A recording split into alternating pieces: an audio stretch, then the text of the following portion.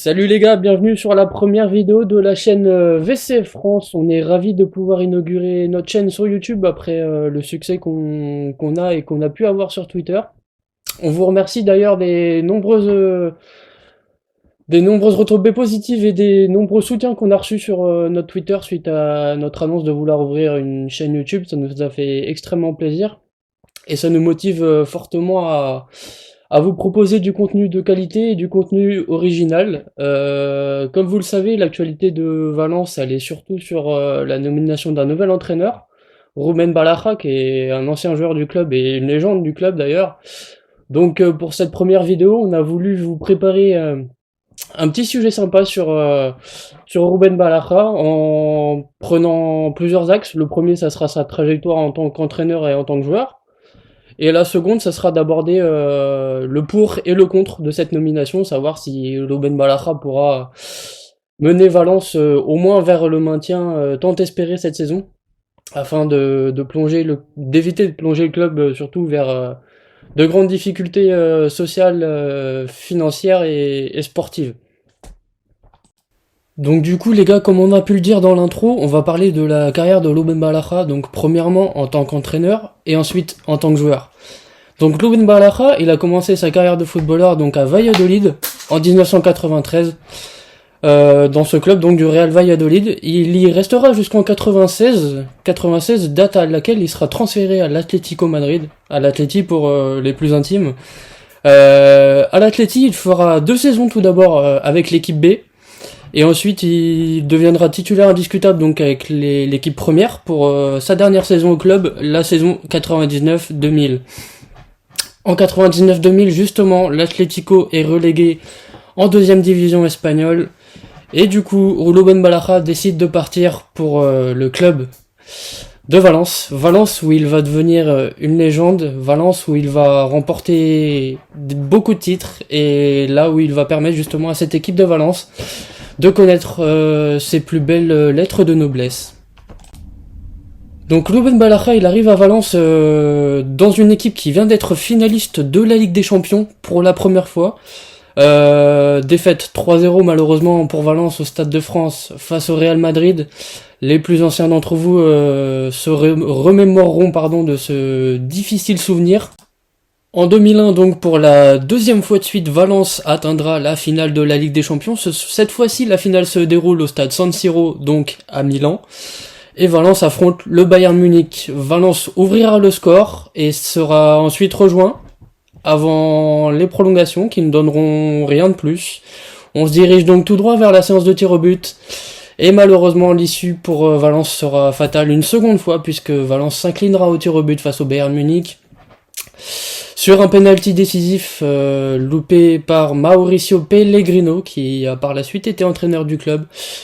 Et on se souviendra pour les plus anciens d'entre vous et pour moi-même également des malheureusement très tristes émotions qu'on a pu ressentir ce soir-là. Valence qui était en larmes, les supporters en larmes, les joueurs étaient en larmes également, à l'image de Santiago Canizares qui a fondu en larmes sur la pelouse, consolé par Oliver Kahn, dans ce qui restera une très belle image toutefois de cette finale.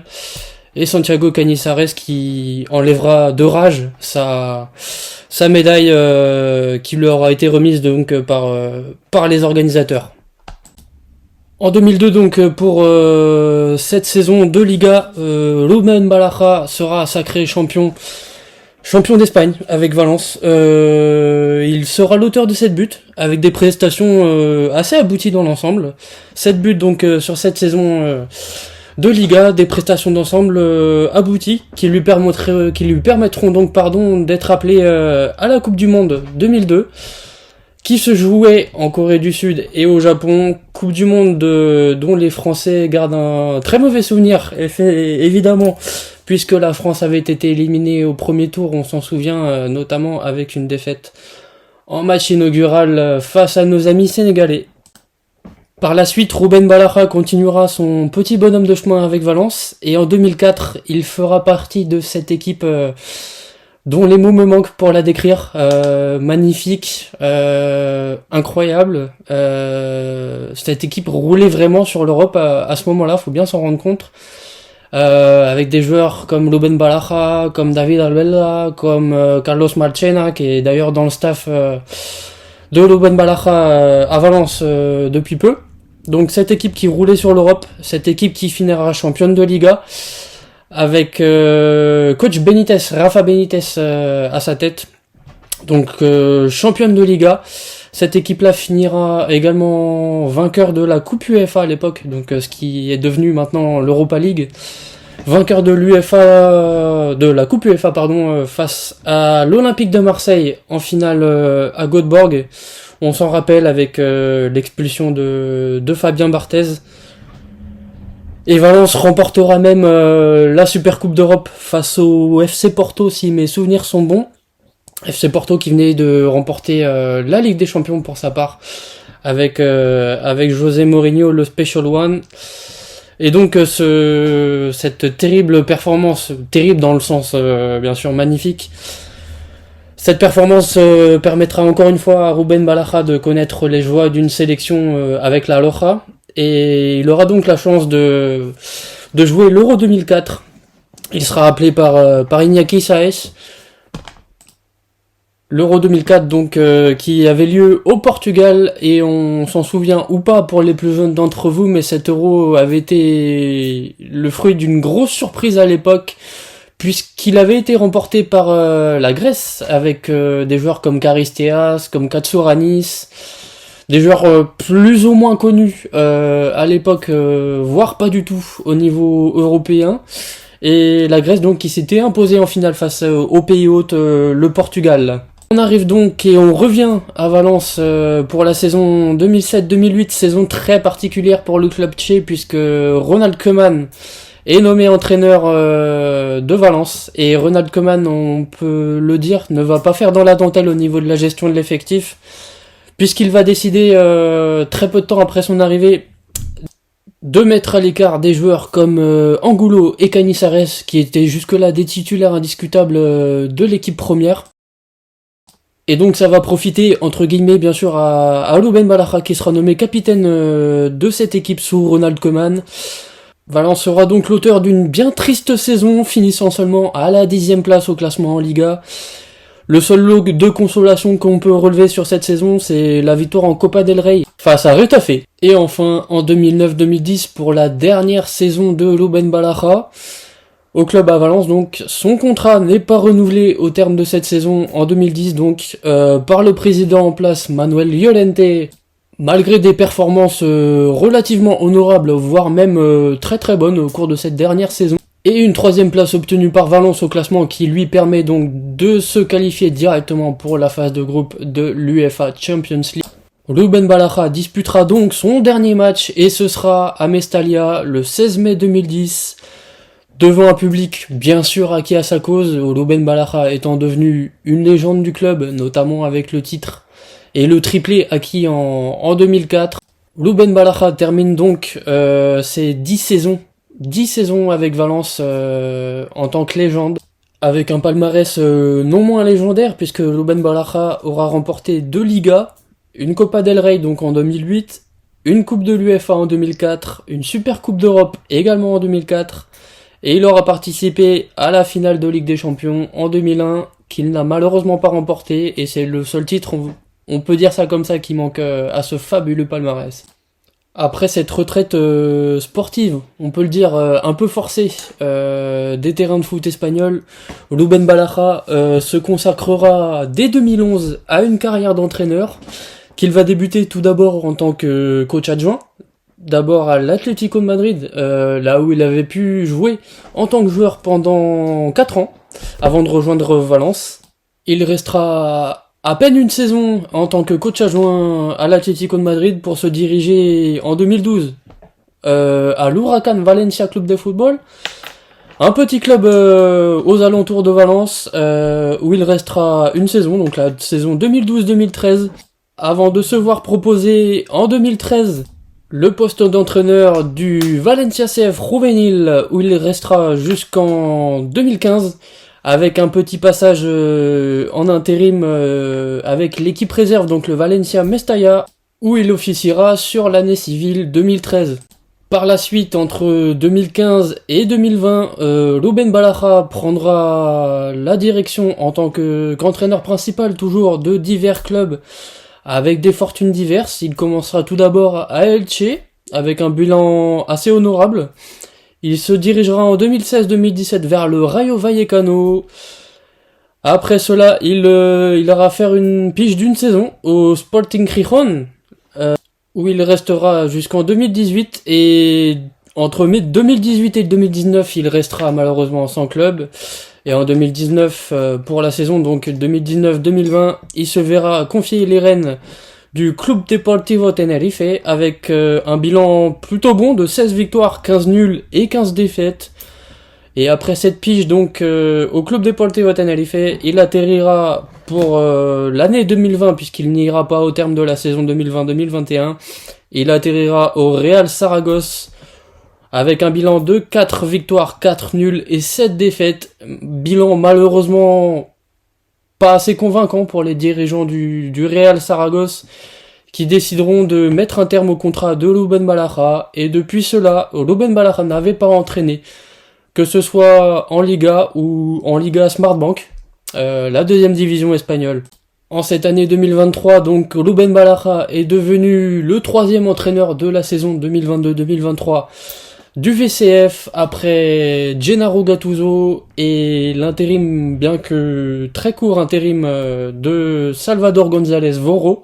Balacha aura fort à faire dans une situation économique, financière et sportive très compliquée où Valence est relégable, et avec un bilan comptable relativement négatif, voire même très négatif pour un club de la stature de Valence. Et donc dans cette deuxième partie, on va aborder ensemble les pour et les contre de la nomination de Louben Balacha à la tête du VCF, pour bien se rendre compte de la grosse tâche qui l'attend, à savoir éviter de concéder la deuxième descente en deuxième division espagnole de Valence après la triste descente de 1986 qui rappellera, j'en suis sûr, de très mauvais souvenirs aux plus anciens d'entre nous.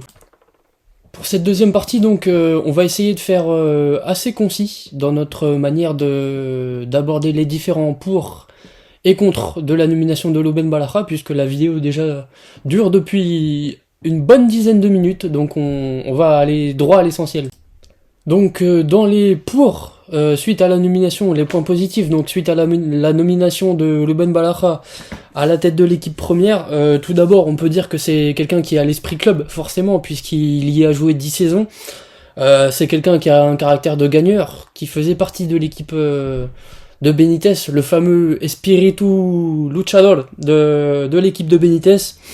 C'est quelqu'un qui a l'esprit de combat, c'est quelqu'un qui était un gladiateur aux côtés de ses coéquipiers en 2004, donc c'est dans cette fameuse équipe du triplé, et donc il est venu au club pour insuffler cet esprit aux joueurs. C'est un esprit pour moi qui va être très important en cette fin de saison, parce qu'il va falloir du courage, il va falloir des cojones comme on dit en Espagne, pour se sortir de la situation dans laquelle le club est, et tout en sachant que l'environnement autour de l'équipe première donc est loin d'être sain. Il va falloir beaucoup de courage, beaucoup de combat pour se sortir de cette situation, mais personnellement j'ai envie d'y croire.